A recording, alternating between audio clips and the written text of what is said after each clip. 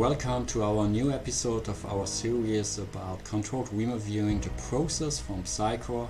David and I talking about the stage 3 today, about sketching, how our sketches are developed, a little bit about history and everything what came to our mind about it. I found an interesting side note from Ingo Swann out of 1983, and I will give it to you to read it and we'll screen share it. It's an interesting article and an interesting note. Okay, the mind's eye, Cambridge, England. The researchers wanted to know what kinds of images the eye sees best. They fiddled with the contrast on a television screen here as they showed spots, stripes, rectangles, discs, and blobs of assorted shapes. The winner defined as the pattern that could be seen with the least intense contrast turned out to be an odd-looking thing, a round patch with fuzzy bars. So what? Well, this odd patch may be the basic unit of human sight.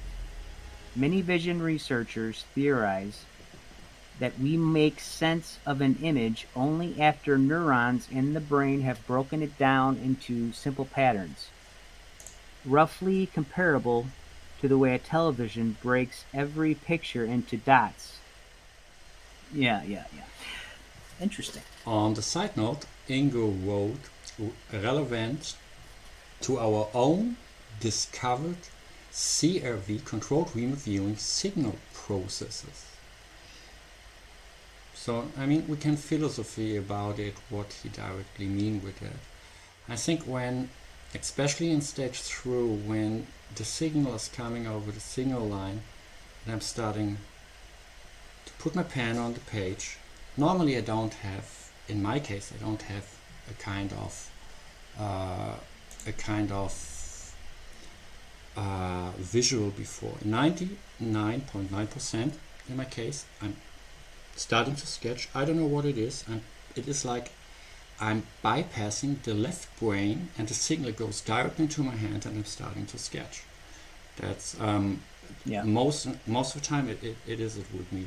How is it with you, Dave, when you are working in stage 3? Yeah, I mean, stage 3 to me is really, this was the stage that really if there's a stage that I really, really love, it's this one, because it for me, outside of stage 5, I kind of stitch it into every other stage beyond stage 3. You put it, there's sketching in stage 4. You go back and forth on stage 6. But yeah, it's really, to me, where the artistry comes into play, the kinesthetic comes into play, and especially in CRV. That's kind of the whole thing. Is it's kind of like that. Like the way you described it, it's almost like you're bypassing your left brain, and the right brain is just sketching. So, and when stuff comes in at that point in the game, the aperture's only so wide, and you basically, anything that comes in, you just dump into the side as an AOL. But yeah, stage 3 is to me that's like you're just when you're stepping into the water. Really, is in stage 3 to me. It's where the process really starts getting interesting. I mean, this is one of the stages where you spend the most of your time after the first training with stage 3. Approximately, how many sessions you made till up to stage 3?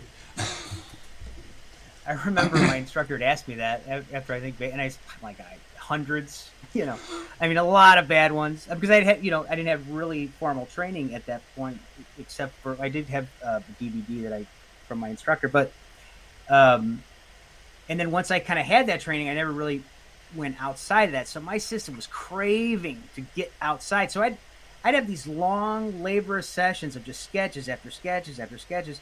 And then I didn't notice what ended up happening is, as longer I stayed in stage 3, all that stage 4 data would just end up getting kicked over to my AOL. But I don't think it hurt the process. I think it really firmed up my stage 3. which I think is is a good thing. It's a training thing. I mean, your sketches, stage 3 sketches, are famous. Everywhere I saw so crazy good results on that. I remember the one thing. It was in a kind of museum. Maybe I will blend this in, where you have this kid on the truck when he's driving that truck. You know. Oh remember yeah, that? yeah, yeah. It was, Yes, it was one of the yeah. first where I thought, oh wow, what's going on there?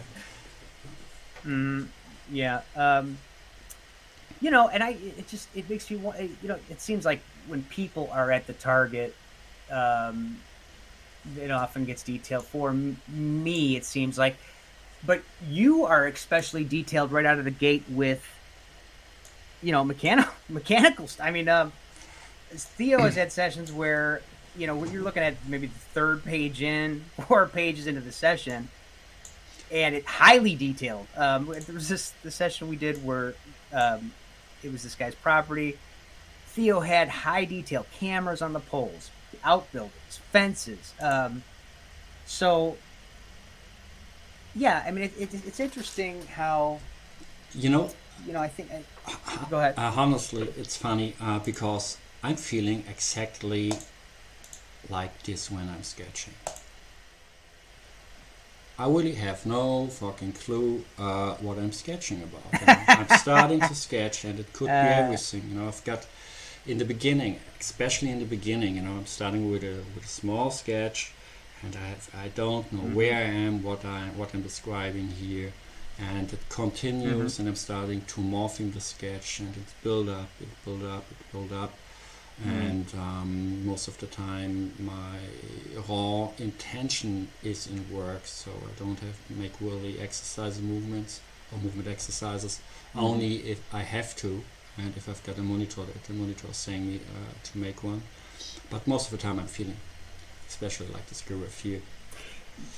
Yeah, I mean, and that's our training too. Our training was to move around and have put all these prompts. Go 100, go 300 feet above and stuff, which I do sometimes. But like you mentioned, as you work the process so many times, it's like you're just getting to the point a lot faster. You almost don't even need that prompt most of the time. Your subconscious will just give you the big picture right out of the gate. yeah, I can remember this was in I don't know how long is it ago, 1.5 years or something.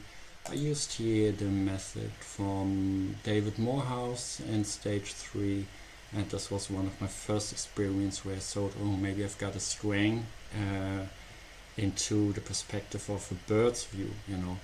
It flashed me away when I sketched that. I saw it, the B2 bomber was the target, and I tried it here and sketched and had this building here on the left, not to 100%, but in raw data. Here it was clear for me that it is about this here, an analytical overlay from an airport. I even had this standing other flying things here, the airplane, here the small one, and I was really impressed by that. I mean, most of the time it came like, the impressions coming from me like, I starting to sketch, maybe starting here most of the time, and here, goes down, it comes over the subliminal to the threshold, like boom, here's something. And I go out and say, oh, this is important, and I make a circle as an example.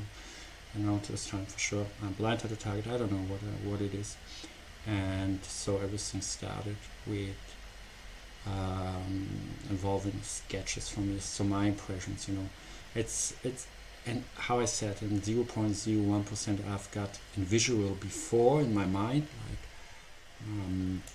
I know other viewers, they work like this, they're working really well with that perception system, that they have something, it comes to their mind, it's like an AOL signal, and they're trying to sketch that, what they saw in their own mind. I know this only from EAV when I'm making extent remote viewing, that I have to sketch it afterwards. It's like an analytical sketch, what I really saw. I saw something, and I'm trying to give it in a kind of analytical sketch. to bring the data on the pages. But it's for me a different approach, a different feeling to express myself in sketches on the page. Yeah, that's some methods they have, like I'd say some like HRVG, they train themselves, like I believe, to use neurolinguistic programming to get an image, and they kind of kick it off that way, which also seems to work fine too. It just seems like another way to get in the door. I mean, from what I can tell, it almost seems like you can almost train your subconscious mind to do it any way you want. It's like TRV is very, just the facts, structure, put everything in line, first colors, first that. But it makes me wonder if we're kind of drawn to what fits us better. I don't know. In TRV, most of the time you have, so I learned it, in stage 3, it's only one page, only a sketch about the general things on site. And if you want really to make more detailed sketches, you have got to wait till you're in stage 6. You can put out a tool and you can start to express yourself in stage 6. That's the way how I was taught about and how I use TRV. To me, that feels vastly different, Theo. I mean, you've used both, so you could tell me. I mean, what's the feel of the difference? Because, to me, that's the, so much of the process is the sketching, is the kinesthetic aspect. It's only my experience how I'm feeling that. The process with controlled remote viewing and especially the kinesthetic contact in stage 3 is involving, I'm really sitting like this, I'm falling kind of out of a state of mind, and I'm down and I'm sketching and touching it. For me, it's a super important process. With TRV, I'm only scratching the surface in stage 3, but it has a sense, there's a hint behind. I'm doing this only in stage 3 to get so fast to the most important aspects, to go in stage 4, on stage 5, and then jumping into stage 6 to express myself there. So for me, it's more or less nothing else than I'm later so deep in the session with my kinesthetic contact. So I have the feeling, it's my own experience about it, that with COV I'm much more earlier in this deepness. So it feels for me. Yeah. Another interesting spot would be how it feels for you when you have an abstract target, like an optimum time. I'm not crazy about them. Yeah. Metaphysical targets. Yeah. I mean, so they seem to, work. I mean, you could use this kind of abstract tasking to kind of like remote view like ideas or something. I don't know. But it's such a different type of feel. Remote viewing to me very much is like, I'm at this place. The environment feels like this. There's this here. There's that there. There's this, You're standing somewhere in real. Yes, yeah. And then, and when you do more abstract type of stuff, it's more disjointed and there's a part. Now I don't always kind of get it. Like sometimes I will be off target and I don't even pick up on it. There are some times where I just kind of I don't feel pleased about how it's going internally. I just feel like something's kind of off, and I don't know, but more often than not, the abstract targets are more disjointed because it doesn't really make any sense, sometimes.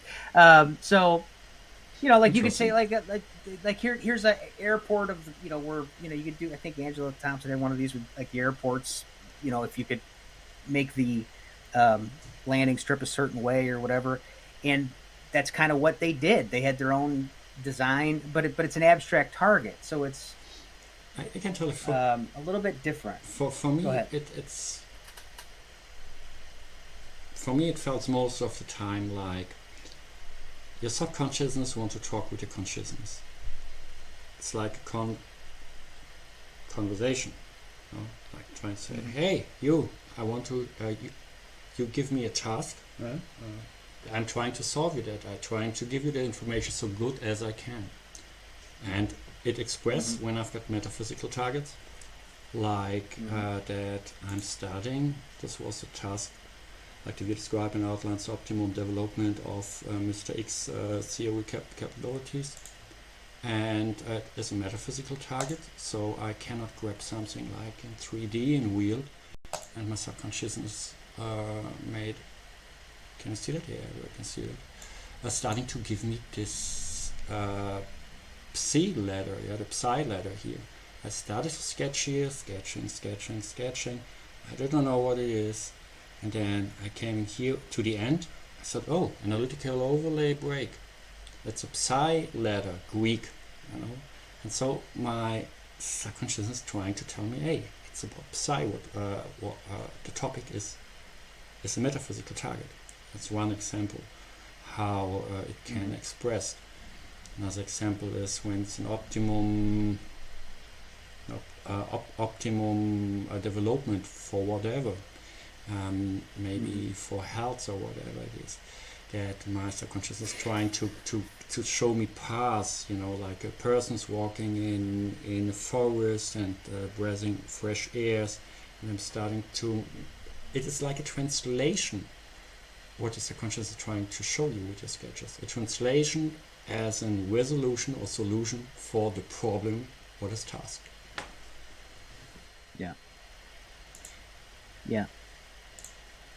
And what do you use for, we're taught some tools in sketching, especially, around sketching. You start at an Airmodelling, you start doing trackers. I use trackers quite a bit. It's almost like you could get the edge of the item, whatever it is, and you're able to kind of not think about what it might be at that stage. And oftentimes it works out real well. And it's a good way to kind of like get you in there if you're kind of hesitant for whatever reason. That's interesting. For me, I don't use trackers really often. Most of the time, only when I have got a feeling there's something, but I cannot express it in my normal sketches, like how I'm doing that. Then I'm starting to give my subconsciousness time to let me bring in the right directions to make tracking, dot for dot.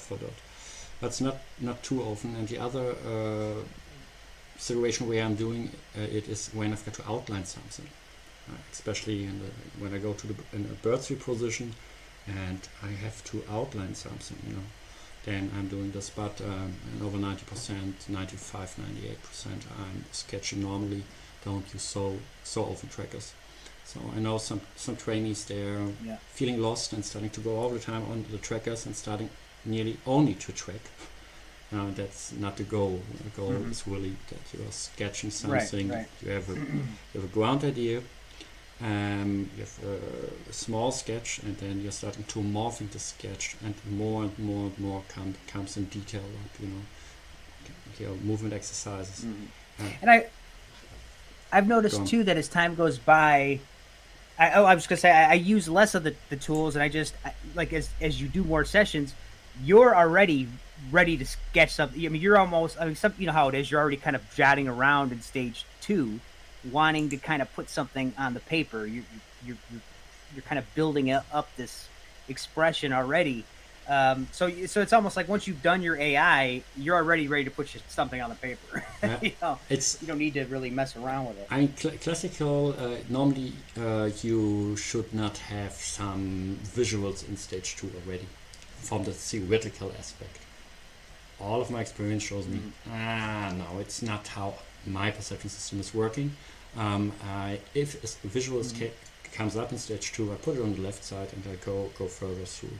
And so more I'm in stage 2 and I'm seeing more and more visuals coming up, and I've got a feeling my pen want to move to the page and to sketch something, then I'm going to stage 3. How we talked last time about dimensional schemes first and stuff like that. So maybe we're talking a little bit about analytical overlay in stage 3, or over the progress. how it feels for you when you have analytical overlays till up to stage 3.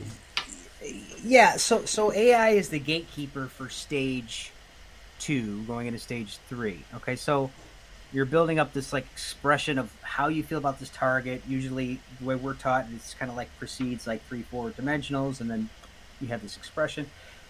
Where stage 3 going to stage 4 is less of a I mean, I don't remember him ever really being talked too much about that, but for me, how I experience it is going to stage 4 is I'll AOL stuff, and you're so trained to get an AOL and put it to the side. So you got that, and after a few sketches, some of these AOLs start to feel a little different. Like they don't like I hesitate. Like gosh, I hate to throw this in the garbage can. Like so that's kind of my, and I usually kind of make sure I at least put a handful of sketches out there to make sure I'm in the right, I'm in the right part of the target. Basically, I'm basically the aperture's big enough to jump into that. But that's kind of how that gatekeeper feels to me. How does it feel to you? It's interesting. For me, it's really a little bit like in this graphic. What I did here is out of my training, and in stage 2, so the truth content of analytical overlay. So out of my experience as well in stage 2 is a really small. So I can be sure it could be a hit, but the chance is really narrowed. So more the aperture is opening, so more the possibilities there that the analytical overlay could be analytical overlay signal. And from stage 2 to stage 3, it's in a dramatical opening for me with the aperture. And so the sketches, you're starting to bring analytical overlays also, but the truth of that content is rising up dramatically. So in stage 4, we have I'm starting to take analytical overlay signals, in our metrics that we have in stage 4. But this is how I perceive that. I perceive it really like it looks here. So I mean, the end goal is when you nail the target in stage 6. We have got so many sessions where it's good that we are trained like an analytical overlay is coming in, we put it by side, analytical, okay, it's an AOL signal, we put it in, but we put it by side also. Our subconsciousness knows already how to work with that all. The main goal, or the best case is, especially in operational cases, when you have got analytical overlay signals matches to the target area. That's the goal of it. And that's the goal when you go deeper and deeper in stage 6.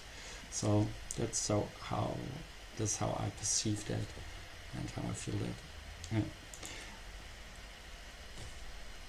I have here, we can jump to a project where we both worked on it. It was a small project. It came out of the box where somebody wrote us and that we maybe can help in the case, and I accepted that and we worked on that case. I can jump over it because I think they're really interesting sketches inside. Go over. I made an article out of it through the Christmas time.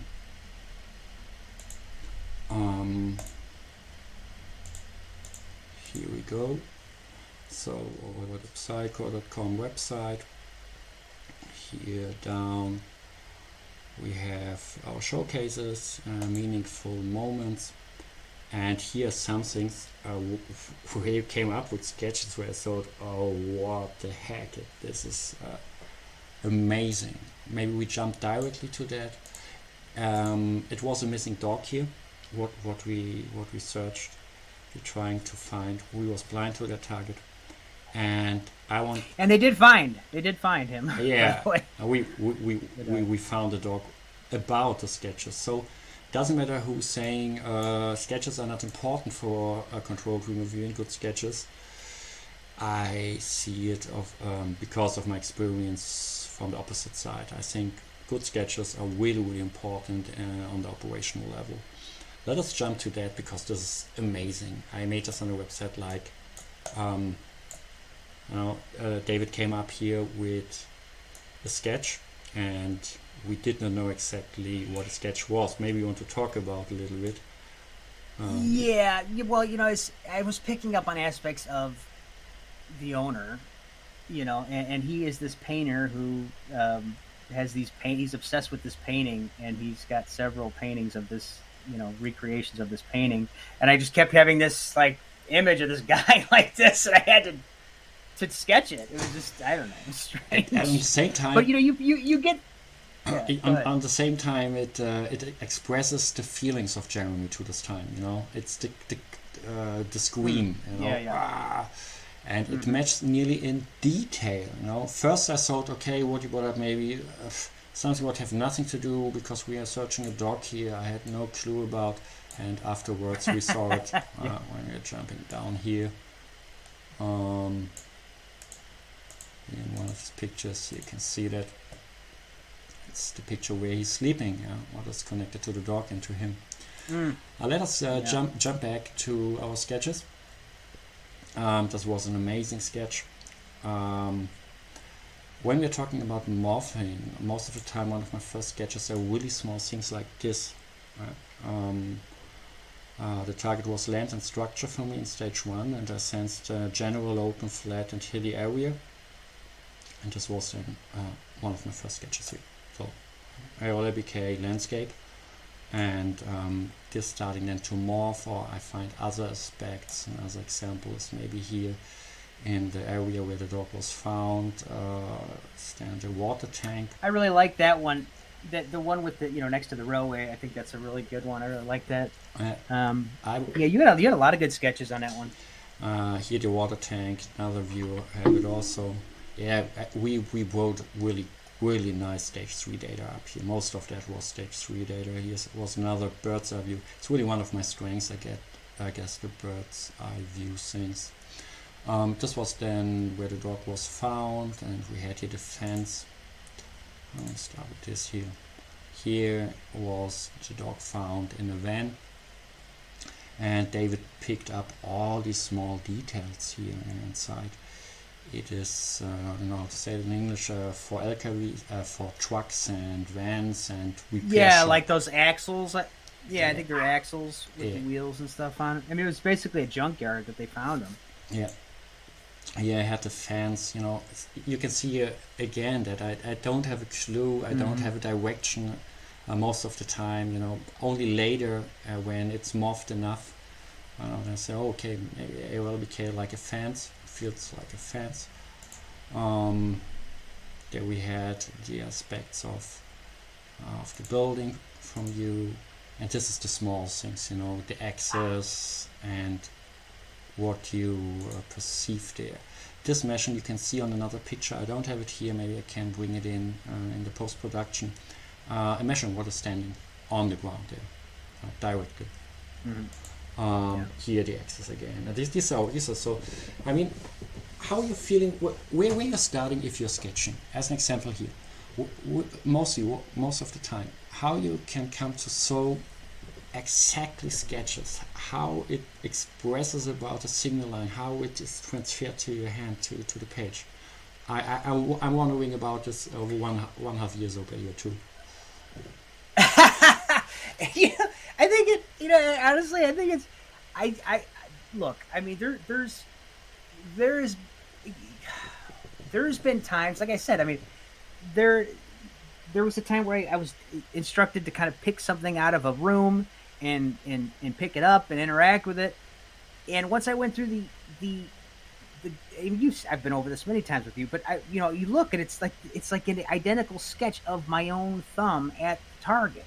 So I don't know what that I don't know, but to me, it's almost like you're like the whole target's like a metal plate, and you're denting out the outline of the entire thing. That's how it kind of feels to me. But you got amazing sketches too, bro. You get because sometimes I'll get a big open land sketch or whatever. It just depends on what it is, how it's tasked, and where my attention seems to be drawn to. In a perfect world, your subconscious should be directed towards, the primary aspect of that target, You know, whatever that is needed. But we're human, so small details can really important. Like this was one of the keys also. Long three narrow things, sketches like this. But when he searched his dog, he said this sketch was one of the main keys for him to recognize where it is, because in this all area around there was not so much 3D realities like this, So. And hats off to Charlie too, as well. He was part of this. Yeah, he did really well in here. Added a lot. So a big thanks here again to Charlie Peralta, and Jeremy is the most thankful guy of it, because this sketch was one of the most important things that he could find, and marking the area and to see where his dog was lost. Yeah. Okay. And we're such visual creatures too. Like you said, the sketches are so. I'm not a big analyst. When I have to, I do it. But I think it's critical. I mean, it could be the one thing that could make the difference. And operational cases for sure. What I'm seeing many times that persons are popping up in your sketches, and it's one of your strengths to describe what's happening at the target site already in stage 3. So the apertures for you widen enough. For me, most of the time not. It comes later, but you can express that all in stage 3 already, like this, where you're describing the situations, what is on target. How it feels for you. How is your perception when a person's popping up? You're sketching first and then it came, so tell us a little bit about it. Well, now I could tell, like when it's everything kind of, and I don't know how this works for everybody, but I'm assuming it's similar to some degree, but everything kind of grows within the process. I mean, now when I do my ideogram, I could feel all this stuff packed in there. It's almost like I know there's life in there, somewhere. I'll run into it. But for whatever reason, if there's life at the target, and I will pick up on that usually first, or close to first, if it has any relevance to what's going on. I don't know why that is. I just, for some reason, I'm drawn to human activity, to people. It's one of your superpowers. And when you get into late, yeah. Well, I think that one of my good aspects is when you start to get into the minds and later on and kind of try to information out of people's minds. I think that's one of my strengths. But yeah, I mean, and everybody has their own little, kind of benefit. Like they have a real big strength. Their strengths. And again, we've talked about this too. Just there is unique aspects of how this stuff gets filtered through. I mean, there's layers of information happening all at the same time. Yeah, and you're just trying to keep it organized best you can. We have a wonderful example here. The dog was held in a cage inside of a blue van, and stage 3 things pop up like analytical overlay break car sounds. I don't know what it was. My consciousness was nothing about. I don't came to an idea like maybe the dog is in a box or something. I'm just sketching, blocky, sketching, and afterwards I knew what it was. Yeah, that this was the cage. That's so the interesting process where we're going through in stage 3, and we're sketching. One of yours here. This was 100 meters above after a movement exercise. Yeah, so this, what's weird to me is, this is just a box, I'm sketching, but I don't know if it's on this page or not, but it was like I see this image of my hand on a car or a van, like I just have my hand on a car, like it's just a car or something, and it's, you can't, and that point of this session too, it's too early to make any sense of it. You just declare it for what it comes in as, but then you get the feedback and it's like, well, that's interesting, because the whole time I'm getting a sense of I'm tracking something, I'm looking for something, right. And at the end, I got a sense of a resolution, like, and it was resolved.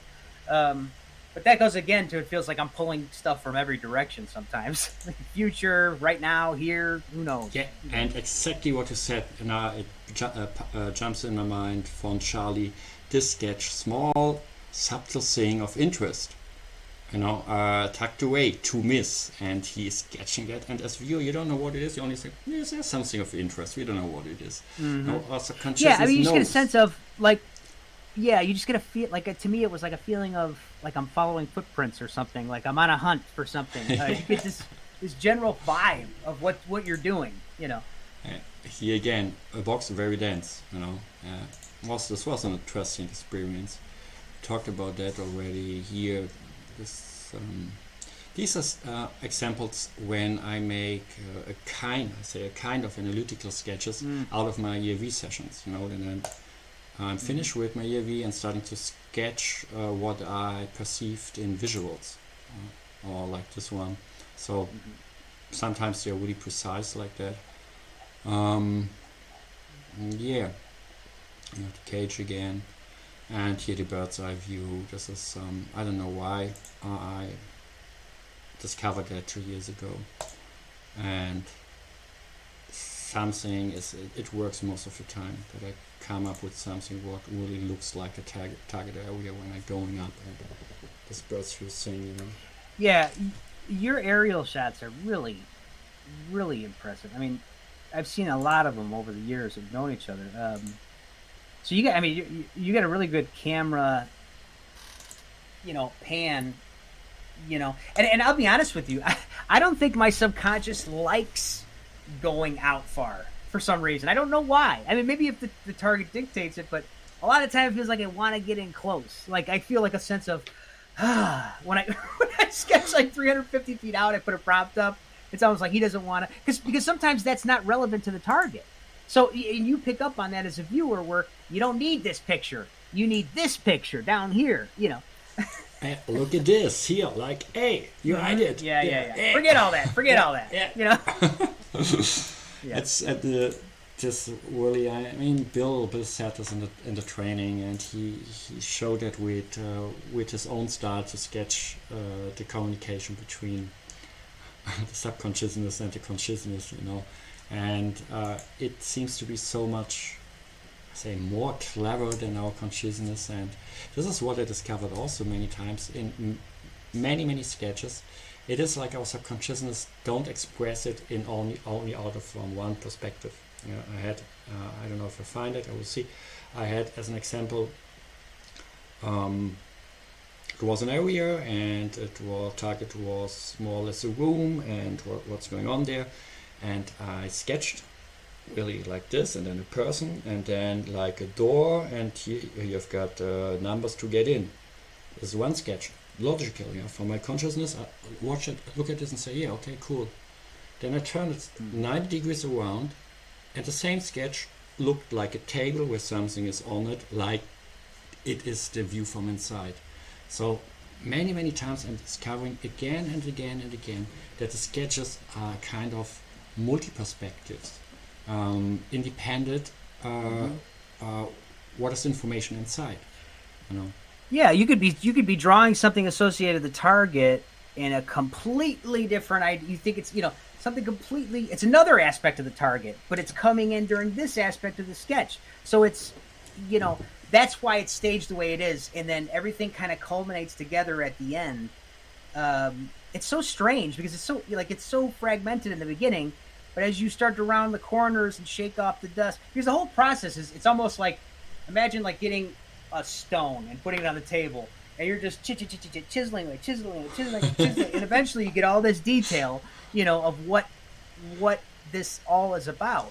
But you can't force it. For me, really, it's like magic, For me, this stage 3 is starting to be like it's all like a magical process, But in the beginning, when I started with reviewing stage 3, was from one page and little bit, and then put it away, going to stage 4, TAV approach.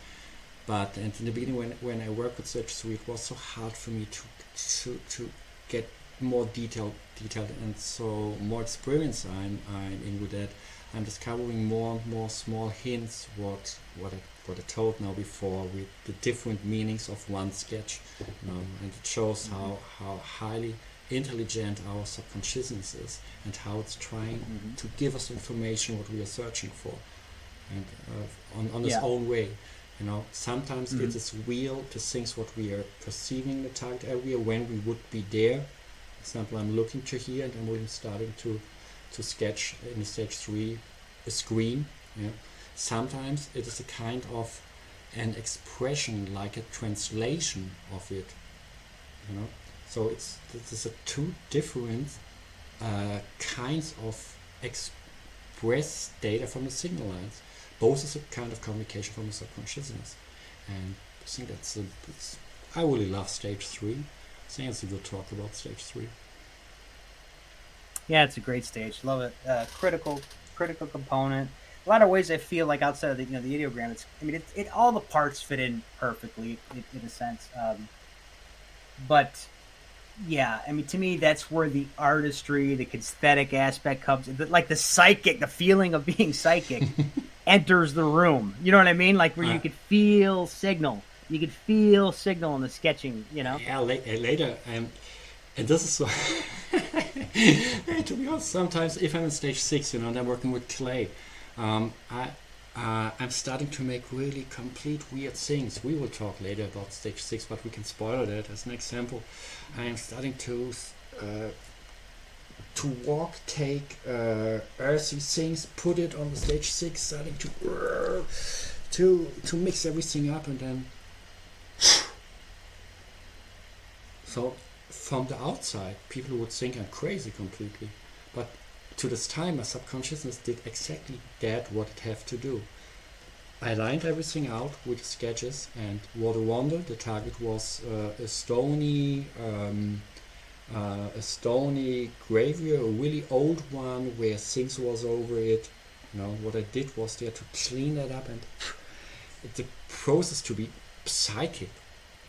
It's psycho sometimes. Yeah, you get that. There's times in the session like you just have an inkling to kind of make a gesture or do something. It's like you're wearing the suit of somebody there at the time, or so. That's how it works. It's working through your body. So, I talk about this a little bit. There is you could kind of tell when you're tapping into signal. After a while, you're like, okay, there's something here. I can feel this, or there's something in this sketch. This is a good sketch. Yeah. I can tell. It's not infallible. Like I said, you still miss targets now and again, but you could get there's really some meat on this bone. You can just feel it, and you can't really feel it until you have some familiarity with the process, and then you're like, oh, that's what that is. And then you stop fighting with yourself, because once the whole process is ingrained, it's all about getting out of the way of the data. Just let it flow. Our body is just the interface, nothing more, nothing less. So the possibility to express the data from a single line. You have got some words to the end. So yeah, Theo, good chat. Thanks for joining us, guys. We're going to finish up this series, so we'll go all the way to stage 6. This is our stage 3 discussion, and I hope you guys enjoyed it. I hope something was learned from it, and we'll catch you next time. See you next time, guys.